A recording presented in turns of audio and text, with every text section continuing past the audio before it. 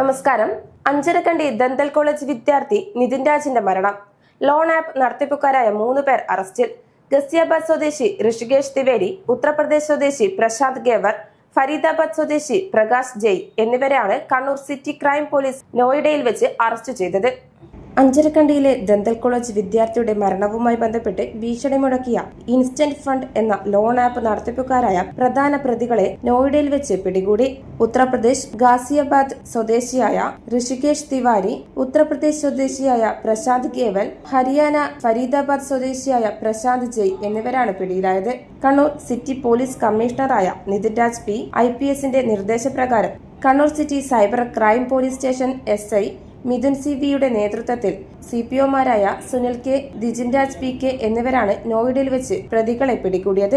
വിദ്യാർത്ഥി loan app വഴി കടമെടുക്കുകയും തിരിച്ചടക്കാത്തതിനെ തുടർന്ന് റഫറൻസ് എന്ന രീതിയിൽ നൽകിയ ടീച്ചറുടെ ഫോൺ നമ്പറിലേക്ക് നിരന്തരം കോളുകളും മെസ്സേജുകളും വരുന്നതിനെ തുടർന്ന് അധ്യാപിക നൽകിയ പരാതിയിലാണ് നടപടി.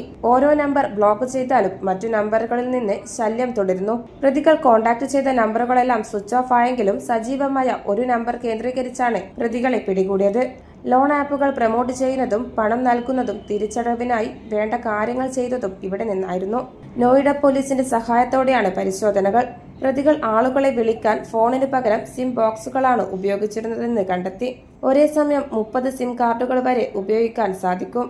സിം ബോക്സുകളും സിം കാർഡുകളും പോലീസ് കസ്റ്റഡിയിലെടുത്തു.